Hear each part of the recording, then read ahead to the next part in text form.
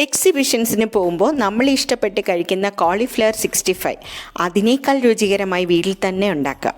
1 litre വെള്ളം, 1 spoon ഉപ്പും 1 നുള്ളു മഞ്ഞൾപ്പൊടിയും ചേർത്ത് തിളപ്പിക്കാം. കോളിഫ്ലവർ തീർച്ചയായും കഴിക്കുന്നതിന് മുമ്പ് ഇങ്ങനെ ചെയ്യണം. ചെറിയ ഇതളുകളാക്കി കട്ട് ചെയ്ത് ഉപ്പും മഞ്ഞളും ചേർത്ത് തിളച്ച വെള്ളത്തിലേക്കിട്ട് ഉടനെ ഫ്ലെയിം ഓഫ് ചെയ്ത് 5 മിനിറ്റിന് ശേഷം മാത്രം ഈ വെള്ളത്തിൽ നിന്ന് മാറ്റണം.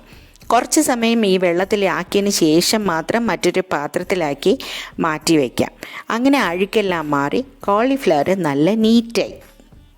അതവിടെ ഇരുന്ന് തണുക്കുന്ന സമയം വേറൊരു പാത്രത്തിൽ 1 സ്പൂൺ കോൺഫ്ലവർ, ക്രിസ്പിനെസ്സിന് വേണ്ടിയാണ് കോൺഫ്ലവർ ചേർക്കുന്നത്.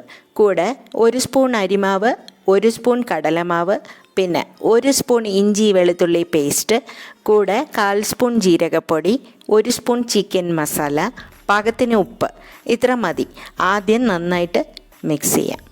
പിന്നെ വളരെ കുറച്ചായി വെള്ളം ചേർത്ത് കുഴയ്ക്കാം.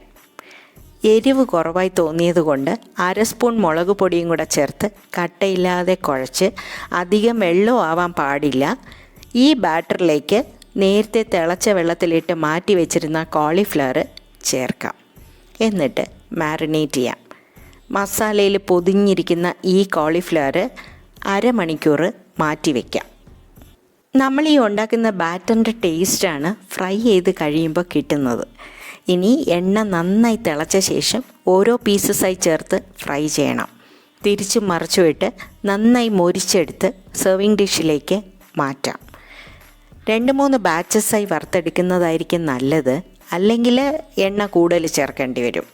ഗോബി 65 അല്ലെങ്കിൽ കോളിഫ്ലവർ 65 നല്ല രുചിയുള്ള സ്നാക്കാണ്. ചൂടോടുകൂടെ കഴിക്കാൻ നന്നായിരിക്കും.